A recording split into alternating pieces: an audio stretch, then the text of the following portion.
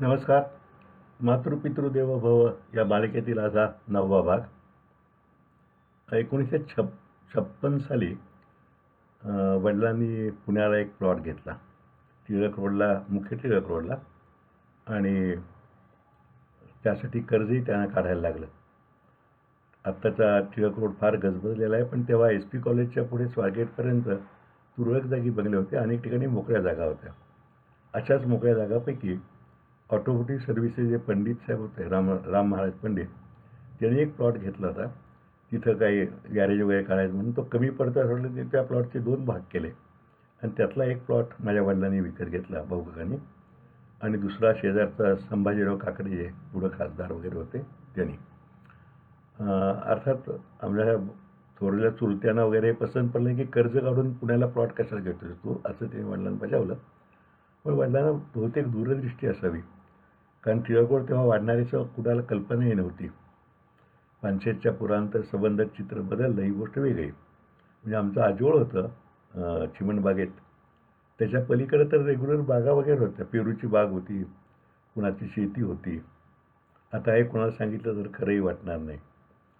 आणि मग त्या प्लॉटवरती थोडं थोडं पैसे जमतील बांधकाम त्यांनी सुरू केलं. आधी आउटहाऊस बांधलं होतं, मग एक 2-3 खोल्या आणि गॅरेज असं. तिथं माझे चुलत भाऊ राहत होते मागच्या खोल्यामध्ये, कोणीतरी असावं म्हणून. पुढं मग 58 साली हे 57-58ला बांधकाम झालं, आणि 59च्या दरम्यान पुढेही त्यांनी तळमजला आणि बेसमेंट, खाली खोल माती होती त्यामुळं बेसमेंट खाली आणि वर तळमजला असं बांधलं. आणि ती जागा पुढं मग सेंट्रल बँकेला भाड्यानं दिली होती. पण तो पुढचा भाग. इकडे साताऱ्यामध्ये तेव्हाच 1957ला भारताच्या पहिलं स्वातंत्र्य 1857चं त्याची शताब्दी आली. म्हणजे स्वातंत्र्ययुद्ध समर शताब्दी म्हणून सगळीकडे ती मोठ्या प्रमाणात साजरी होत होती. सरकारने त्याला उत्तेजन दिलं होतं.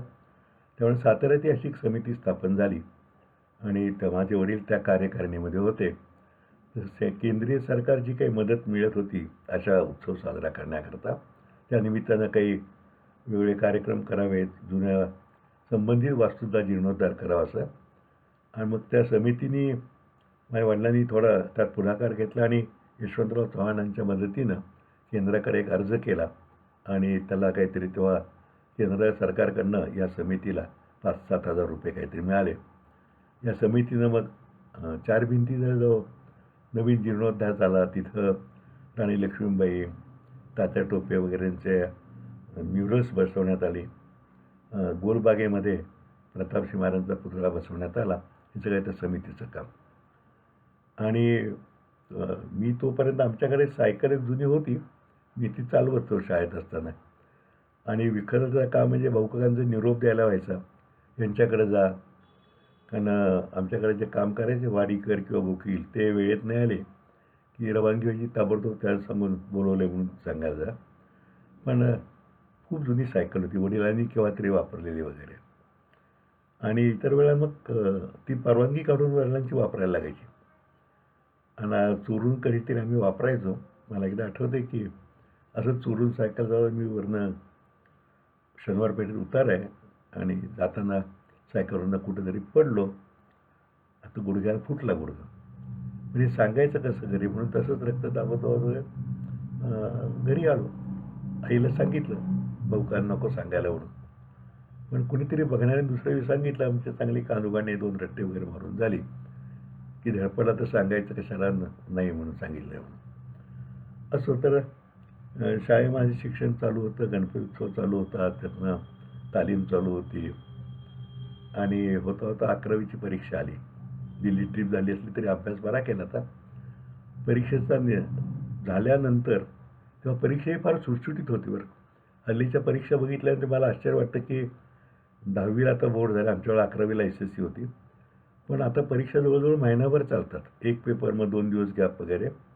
आमच्या वेळेला 3.5 दिवस आमची परीक्षा संपली. ती 7 विषय, आणि ते जे क्रमही ठरलेला असायचा, सकाळी मराठी, मग दुपारी गणित, अशा ओळीनं रोज 2 पेपर, 3 दिवस रोज 2-2, शेवटच्या दिवशी एक पेपर. 3.5 दिवसात परीक्षा संपली. आणि मग परीक्षा संपल्यानंतर मार्चमध्येच परीक्षा व्हायची. तेव्हा नियमित परीक्षा सुद्धा नियमित व्हायच्या. जसं आपण म्हणतो की पाऊस नियमित वेळेला यायचा. आता हल्ली नियमित काहीच नाही आहे. यावेळेला कोरोना होता आणि गोंधळ झाला आहे. पण मार्चमध्ये परीक्षा संपली 10-15 तारखेला काहीतरी.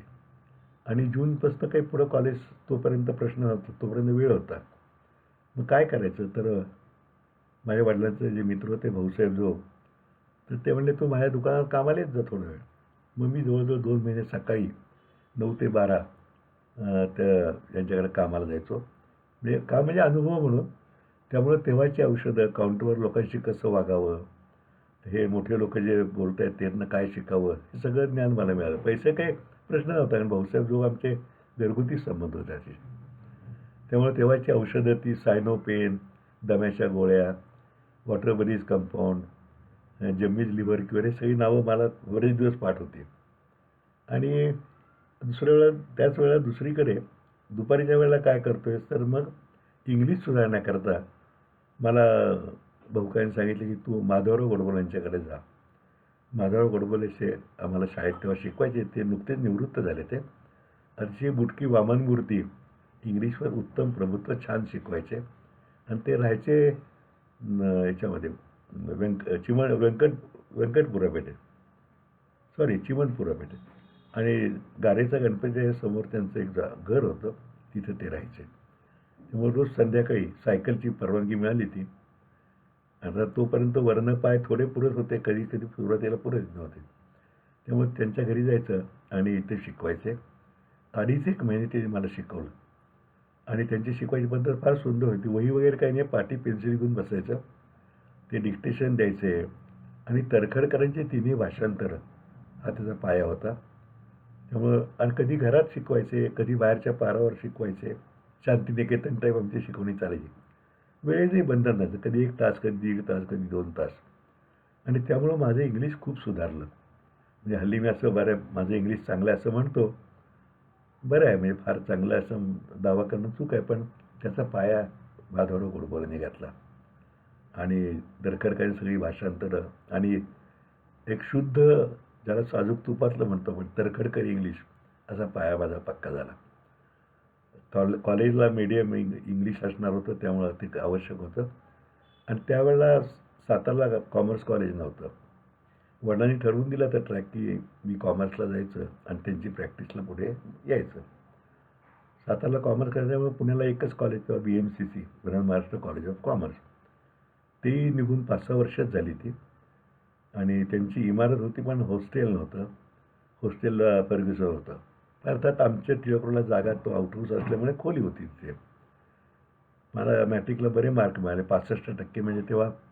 कारण पहिला येणारा बोर्डामध्ये विद्यार्थी एकच बोर्ड होतं तेव्हा. हे पहिला येणारे विद्यार्थी म्हणजे पुण्याचं अख्खं बोर्ड आणि मुंबई 2 बोर्ड. तर पहिला विद्यार्थी झाल्यापणे 85-84% किंवा जास्तीत जास्त 87-88%. त्यामुळे 65% खूप चांगले मार्क मिळाले असं मला वाटलं. ॲडमिशनचाही तेव्हा काही फार प्रॉब्लेम नव्हता. सहजपणे ॲडमिशन मिळायची. वडील एक दिवस मला घेऊन गेले रिझल्ट लागल्यावर मार्कशीट वगैरे घेऊन. ते पुण्याला कामाला जायचे इन्कमर्स तेव्हा. आणि कॉमर्स कॉलेजला जाऊन आम्ही ॲडमिशन घेऊन टाकली. ₹60 तेव्हा टर्मची फी होती एका. आणि दुसऱ्या टर्मची 60 आणि ॲडिशनल काहीतरी ₹30-35 असे दर टर्मला असायचे लायब्ररी वगैरे करता म्हणून. आणि ॲडमिशन घेतली आणि आता कॉलेज सुरू होणार तर तेव्हा बहुधा 19 किंवा अशा काहीतरी तारीख फिक्स होती ज्या दिवशी प्राचार्य भाषण द्यायचे आणि कॉलेज सुरू व्हायचं. तर ते कॉलेजला जायची तयारी म्हणजे काय, तोपर्यंत आम्ही शाळेत बरेचदा हाफ चड्डीतच जायचो. पण लेंगा शर्ट केव्हा शिवले ते लेंगा शर्ट. आणि कॉलेजला जायचं तर आता मग पॅन्ट शिवायला पाहिजे पहिल्यांदा. आयुष्यात पहिल्यांदा पॅन्ट आणि मॅनीला शिवले. 3 पॅन्ट 3 मॅनीला बास झाले आई म्हणले आणि काय लागणार आहे. 42 दिवस जा इस्त्री बाहेरनं फार तर करून आणा. आणि ती गादी वगैरे एक ती मागच्या वेळेला सांगितलं तरी रसूलमात कंपनीच्या गाडीतनं पोचती झाली ती. सायकल नवीन घ्यायचं ठरलं आता कॉलेजला जायचं म्हणून. कारण पुढे तेव्हा सायकलिंगचं शहर होतं. रॅले कंपनी एक सायकल, आमचे तात्या दीक्षित म्हणून मित्र होते, दीक्षित सायकल मागचे वडिलांचे. ते सायकल जोडायला लागायचं. सायकलच्या ऑर्डर जोडून सायकल आली. मग त्या हँडलवर अगदी नाव बी वारून गोडगोड असं घालून घेतलं आम्ही. एनग्रेव्ह करून. आणि ती सायकल आमच्या मधू काकाच्या ट्रकमधनं पुन्हा रवाना झाली आणि एक दिवस भाऊ का मला पुण्याला नेऊन सोडून आले. महिन्याला 80 रुपये तुला पाठवीन असं तिने मला सांगितलं. आणि तेव्हा मग खानावळ कुठली तर आमचे चुलत भाऊ तेव्हा टिळकला दामल्यांच्या खानावळीत जेवायचे आनंद भोजनालय. आत्ता ती खानावळ नाही आहे, कारण टिळक स्मारकमध्ये जेव्हा विस्तार झाला तेव्हा ती खानावळी त्यात गेली. त्या कोपऱ्याला खानावळ होती छोटीशी. तेव्हा खानावळीचा दर महिना 35 रुपये होता. आणि सातारची बरीच 50-100 जवळजवळ मेंबर होते. छोटीशी जागा, नंबर लावून थांबायला लागायचं. दामले अतिशय टिपिकल पुणेरी होते. प्रेमळ, पण बोलण्याचं खडूस फटकळ वगैरे सगळं असायचं. आणि मग त्या खानावळीत आठवड्यातनं एकदा फीस्ट आणि एकदा चेंज असं असायचं. आणि खाडा जर 2 खाडे झाले तर 1 रुपया कमी वगैरे असं काहीतरीचा हिशोब होता. आणि 80 रुपये वडील महिन्याला पाठवायचे. कॉलेज सुरू झालं तेव्हा मुलीसुद्धा फार तुरळक होत्या आमच्या कॉमर्सला. मला वाटतं एक 100-101 विद्यार्थ्यांचा वर्ग होता आणि त्यामध्ये 10-12 मुली असतील जास्तीत जास्त. सातारची बरीच मुलं तेव्हा कॉलेजला म्हणून पुण्याला कॉमर्सला आली ती. राजोपाध्ये, अरविंद अभ्यंकर, पेंडसे, काही नावं मला अजून आठवत आहेत. आमची नीलाक्षी गोळे होती. अशी मुलं कॉलेजला आली ती VMCCला. आणि सुरुवातीला कळपात नवीन लोकांना घेत नाही तर पुणेरी लोक लवकर बाहेरच्याला ॲक्सेप्ट करत नाहीत. तेव्हा आम्ही सातारकरांचा आमचा छोटासा ग्रुप झाला होता. पुढे जसं कॉलेज सुरू झालं टर्मिनलच्या वेळेला तेव्हा मग हळूहळू तोपर्यंत सगळ्या आपापल्या कर्तृत्व थोडं दाखवलं किंवा पुणेकर ॲक्सेप्ट करायला लागतात. मी गणित घेतलं तर प्री डिग्रीला आणि 6 महिन्या गणितात दांडी उडाली परत. मग काय करायचं, मराठ्यांचा क्लास लावला मी 6 महिने आणि लक्षात आलं की या गणित म्हणजे बीजगणित वगैरे आपला विषय नाही आहे. अंकगणित आहे पण बीजगणित नाही आहे. आणि मराठ्यांच्या क्लासला जायला लागलो. मराठीसुद्धा टिपिकल त्याचा क्लास पॉप्युलर होता निंबाळकर तालमीजवळ म्हणजे चिमण्या गणपती तिथे. तो सकाळी क्लासला जायला लागलो. आणि फर्स्ट इयर म्हणजे प्री डिग्री ते होती. प्री डिग्री मग फर्स्ट, सेकंड, थर्ड इयर असं. कारण पुढची 3 वर्षे इंटिग्रेटेड होती. विषय राहिले ते पुढे जायला मिळायचं. मग PDच्या वार्षिक परीक्षा मात्र मी गणितात वगैरे 6 विषयात पास झालो. मार्किंग बरे मिळाले आणि पुण्यात हळूहळू रुळायला लागलो मी. एक गोष्टी पुण्यातल्या कळायला लागल्या. पुण्यातलं सांस्कृतिक जीवन अतिशय समृद्ध जीवन होतं पुण्यातलं तेव्हा, सांस्कृतिक आणि वाङ्मयदृष्ट्या. पैशाचा हे 59-60 सांगतोय मी. पैशाचा फार महापूर नव्हता. सायकलीच होत्या सगळ्यांच्याकडे. पुण्यामध्ये तेव्हा 3-4 नवीन स्कूटर आले तर मला आठवतं फादर दलरी आणि एक कुंटे म्हणून तरुण भारतचे होते. त्यांच्या स्कूटरच्या 2-4 स्कूटर पुण्यात तेव्हा दिसत होत्या. बजाजची नुकतीच वेस्पा स्कूटर आली होती, पण त्याचं इंजिन एका बाजूला आहे आणि ती त्या बॅलन्स राहत नाही असं त्यावरती शिक्का बसला तेव्हा. आणि मग कॉलेजचं पहिलं वर्ष चांगलं गेलं. पासही झालो व्यवस्थित आणि सगळं विषय कळायला लागले. शिक्षकही आम्हाला फार चांगले होते. थोडंसं शाळेचं एक्सटेंडेड स्वरूप कॉलेज असल्यासारखं होतं. म्हणजे दंगा वगैरे चालायचा. सेंट विन्सेंट कॉलेजच्या शाळेतल्या मुलांचा एक ग्रुप होता. रमणबागेचा एक ग्रुप वेगळा, अनुभवीचा ग्रुप वेगळा. सातारून गेले आम्ही 10-12 जण वेगळे. बारामतीत एक ग्रुप आलेला. शरद पवार तेव्हा कॉलेजमध्ये त्याच होते. आमच्यापुढे 2-3 वर्ष असतील, 2-1 वर्ष. आणि पण हळूहळू ग्रुप हे विघटन होत गेलं आणि मग इतर ग्रुप सरमिसळ होत गेली. मलाही पुण्यात चांगले खूप मित्र मिळाले आणि वर्ष गेलं. पहिल्या फर्स्ट प्री डिग्री चांगल्यापर्यंत पास झालो आम्ही. वडिलांनी आनंद वाटला. त्या काळामध्ये पण एक व्हायचं की खानावळी व्यतिरिक्त हॉटेलमध्ये जायचं तर ते पैसे पुरायचे नाहीत. 80 रुपये. एक दुधाचा रतीब होता, अर्धा लिटर दुधाचा. घाणेकर म्हणून डेअरीवाले येतो आहे. आत्ता जे प्रवास वर्णन वगैरे लिहितात ना प्राध्यापक घाणेकर, त्यांचे वडील ते दूध घालायला यायचे तेव्हा. आणि घाणेकरांचा एक मोठेपणा सांगतो या प्राध्यापक घाणेकरांचा. काही 10-12 वर्षापूर्वी ते सातारला व्याख्याला आले ते आणि मग कोणीतरी आमची ओळख करून दिली. तर म्हणलं मी म्हणले मी तुम्हाला ओळखतो. म्हणलं कसं, मग आपण पहिल्यांदाच भेटतोय. म्हणलं तुम्ही पुण्याला शिकायला होता ना. म्हणलं हो होतो. तुमच्याकडे दूध कोणाला घालायला येतो. म्हणजे घाणेकर म्हणून घ्यायचं बाबा. कधी कधी त्यांचा मुलगा यायचा का. हो म्हणलं यायचा कधीतरी. तर म्हणे मीच तो. म्हणजे आज ते मान्यताप्राप्त लेखक आहेत. पण इतकं प्रेमाने ते म्हणजे सहजतेने सांगितलं, की मी दूध घालत होतो. मला फार आश्चर्य वाटलं, की मोठी माणसं खरंच साधी असतात. आणि मग ते ₹80 महिना केलं पुरायचे नाहीत ना. 27 पण म्हणजे हॉटेलमध्ये जाऊन एक तेव्हा पोहे, शिरा, उपीट दुसरं काय.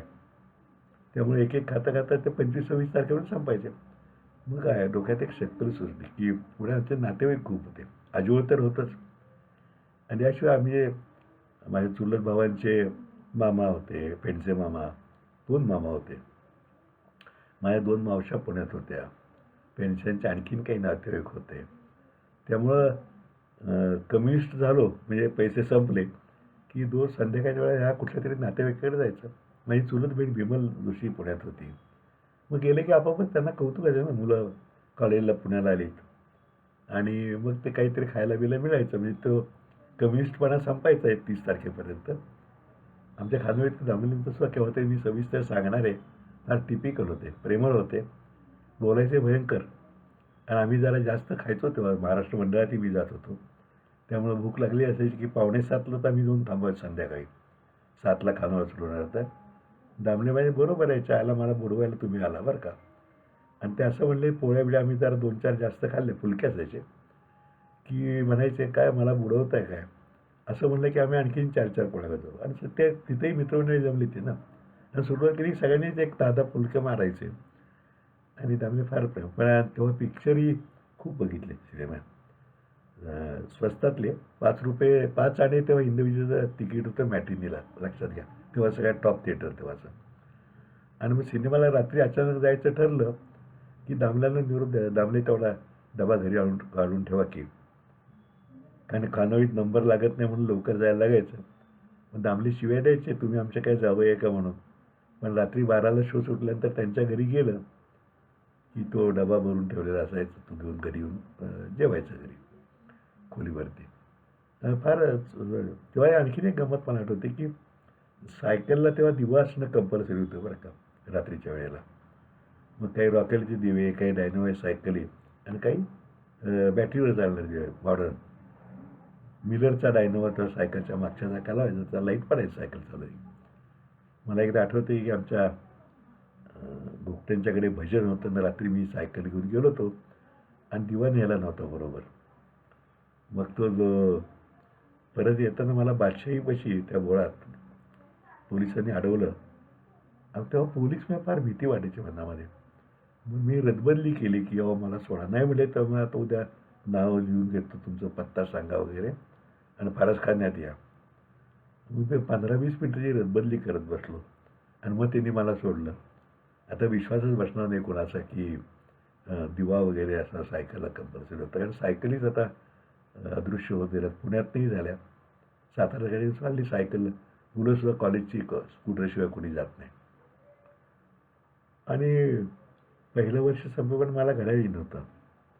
त्याला कसं एक खोलीत गजराचं घड्याळ लावलं तर पण बाकी हातात रिस्टवॉच नव्हतं. पहिलं वर्ष संपल्यानंतर आई म्हणली वडिलांना की याला घड्याळ घेऊन द्या. कारण सगळ्या मुलांच्याकडे घड्याळ आता असतात कॉलेजच्या. शाळेत तर घड्याळाचा प्रश्न आमच्या घरात एकमेव शाळेत आमच्याकडे एकमेव मुलगा घड्याळ घेऊन येणारा म्हणजे आता कालिदास अँड सन्सचे विनोद बरीचसे आहेत ना ते. मग संध्याकाळी 4:30-5 वाजले की असं आम्ही वाकून त्यांचं घड्याळ बघायचो किती वाजले म्हणजे आता शाळा सुटायला किती वेळ लागला. मग वडिलांना त्यांच्या मित्रांनी सांगितलं अण्णा भिडे आणि भाऊसाहेब जो की आता त्याला घड्याळ घेऊन द्या. मग त्यांनी कोणाला तरी सांगितलं नरवणे म्हणून त्यांचे मित्र होते. त्यांनी घड्याळ आणलं फॉवर लुबा कंपनीचं, ते मला आलं. ते अनेक वर्ष मी वापरतही होतो. इतकं काटकसरीने चालायचं.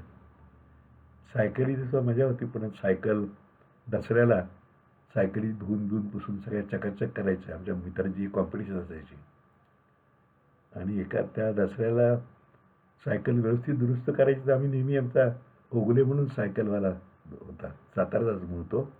अभिग्रहाजवळ त्याचं दुकान होतं. म्हणजे वसंतराव देशपांडे गायक ते ज्या चाळीत आहे त्या चाळीच्या बाहेरच्या प्रवेशद्वारापाशी दुकान होतं. मग तुम्हाला आपण सायकल खोलूया आणि जोडूया परत एकदा. सगळी जोडल्यानंतर लक्षात आलं की 5-6 नट बोल्ट शिल्लक राहिलेत. मग पुन्हा ती उचलून सायकल ओगलेकडे गेलो, मग त्यांनी दुरुस्त करून दिली. फार पण कामात सायकलिंगचं काही वाटायचं नाही. पुण्यात सायकल आहे म्हणजे पुन्हा आपल्या ताब्यात आहे असं वाटायचं. आणि आई घरनं खायला काहीतरी म्हणून डबा पाठवायची, वडील येतील तेव्हा. ते मित्रमंडळी डबा फस्त व्हायचा. आईची चिठ्ठी असायची दरवेळेला, कसं वागावं जगात. मला आई ते पाठकोऱ्या कागदावर 1-2 कागदाची सुवाच्य अक्षर लिहायची. नातेवाईकांकडे नीट वागत जा, गेल्यावर नमस्कार कर, मागू नकोस, काही दिलं तर घे, अधनं जात जा सगळ्यांच्याकडे, शिक्षकांना कॉलेजच्या पदांना मान दे, उन्हाळक्या करू नयेत, हॉटेलमध्ये आवश्यकता असल्यास खावं. हे खूप संस्कार महत्त्वाचे होते तेव्हा. आणि असं पहिलं वर्ष चांगलं पार पडलं. आणखीन आता पुढच्या वर्षाला जायची वेळ आली. ह्या दरम्यान असाही बूट निघाला की नाही, त्या वर्षी पुढच्या वर्षीची जी गोष्ट आहे, पुढच्या वर्षी सांगेन. इकडं तोपर्यंत आमच्या घरामागं पुढं वडिलांनी पुण्याच्या घराच्या पुढे म्हणजे आउटहाऊसच्या पुढे इमारत बांधून झाली. सेंट्रल बँकेचं तिथं ब्रँच निघाले आणि शिपाई तिथे एक वॉचमन कायम 24 तास असायचे. पानशेतच्या पुराच्या वेळेला सुद्धा तिथं वॉचमन होता. आणि आदल्या दिवशी पूर आला तेव्हा आम्ही सगळे, माझे नातेवाईक होते, त्यांनाही मदतीला गेलो होतो. काही दिवस तर माझी मावशी खारीलकर म्हणून होती, ती आमच्या टिळकरोडच्या घरात जवळजवळ 5-6 महिने सगळं कुटुंब शिफ्ट झालं, कारण त्याचं घर सगळंच पाण्यात बुडलं होतं. आणि दुसऱ्या दिवशी परत अफवा उठली खडकवासला फुटलं म्हणून. तर आमच्या त्या वॉचमन जो होता तो वर गच्चीवर गेला आणि म्हणला SP कॉलेजपर्यंत पाणी आलेलं दिसतंय. उगीचच पळापळ झाली, पाणी बिणी काय आलेलं नव्हतं, कारण खडकवासला फुटलंच नव्हतं. आणि ह्या डब्यावरनं एक गोष्ट मला आठवली. आमचा यावलकर म्हणून भुसावळचा मित्र होता, त्याचं एकदा केव्हा तरी डबा आला. तो विद्या भवनमध्ये राहायचा, हॉस्टेल छोटंसं मुलांच्याकरता खाजगी होतं तिथं. आणि दुसऱ्या दिवशी 2 दिवसांनी त्याचे वडील परत आले, वकील होते ते सुद्धा. तर डबा संपलेला, कारण आम्ही सगळी मित्रमंडळी डबा फसतो. त्यानंतर त्याची आई दरवेळा डबा पाठवतात, त्याच्याकरता एक वेगळा आणि मित्रांच्याकरता वेगळा असा डबल डबा यायचा. यावलकर तिने पुढं भुसावळाच प्रॅक्टिस केली. आता नुकताच एक 5-6 महिन्यापूर्वी, तो वर्षापूर्वी वारला गणेश. पुढं खूप आमची मैत्री कायम राहिली ती. असं वर्षान असं पुढच्या आठवणी येतात पुढच्या भागात. तोपर्यंत म्हणजे असे साधेपणाचे संस्कार वडिलांचे. घड्याळाची काही गरजच नाही, कशाला लागतं घड्याळाचं, पैसे दिले तेवढंच पुरवलं पाहिजे, म्हटलं तर मग कमी करा ना, बाकी काही बाहेर खाऊ नका, 2 वेळा जेवण पुरेसं आहे. हे सगळे संस्कार आपोआप घडत जातात. 3 पॅन्ट आणि 3 मॅनिलामध्ये माझं अख्खं वर्ष उत्तम निघालं. असं काही कधी न्यूनगंड म्हणतो हल्ली. आणि पायात बूट नव्हते, चपलाच होत्या आमच्या. तो आमचा सुभाना चांभार म्हणून सातारला होता, तो चप्पल करून दिली की 2 वर्ष टिकायची ती. आणि पुण्यातले रिमझिम पावसाला छत्री रेनकोट वगैरे काही लागायचं नाही. आला तर फुटपाथला सायकल लावायची, कडेला थांबायचं, 15 मिनिटं थांबलं की पुढे जायचं. क्वचित एका वेळेला मी जायला लागायचं. हे सगळे संस्कार फार महत्त्वाचे होते आणि त्यांनी पुढच्या आयुष्यामध्ये आम्हाला सुद्धा खूप उपयोग झाला. पुढच्या भागात आणखीन काही आठवणी आणि या भागात शेवट करताना नेहमीप्रमाणे एक कविता आईवरची सांगतो. कवितेचं नाव महायात्रा. महायात्रा. तू असताना कधीही आम्हा भावाभावात चुकूनही भेदभाव केला नव्हतास. आज जाताना मात्र ती तुझी समदृष्टी आत्ताच कशी लोपली, होऊन दृष्टीआड सृष्टी. आज जाताना मात्र ती तुझी समदृष्टी आत्ताच कशी लोपली, होऊन दृष्टीआड सृष्टी. कनिष्ठांच्या खांद्यावरून हळुवारपणे जाताना, कनिष्ठांच्या खांद्यावरून हळुवारपणे जाताना तुला नेण्याचे ते भाग्य त्यांना दिलंस. कनिष्ठांच्या खांद्यावरून हळुवारपणे जाताना तुला नेण्याचे ते भाग्य त्यांना दिलंस. आणि मी ज्येष्ठ म्हणून का मला, आणि मी ज्येष्ठ म्हणून का मला पुढेच, आणि मी ज्येष्ठ म्हणून का मला पुढेच हाती अंगार घेऊन साल्याला लावून एकट्यालाच लांबच ठेवलंस. आणि मी ज्येष्ठ म्हणून का मला पुढेच हाती अंगार घेऊन साल्याला लावून एकट्यालाच लांबच ठेवलंस. नमस्कार.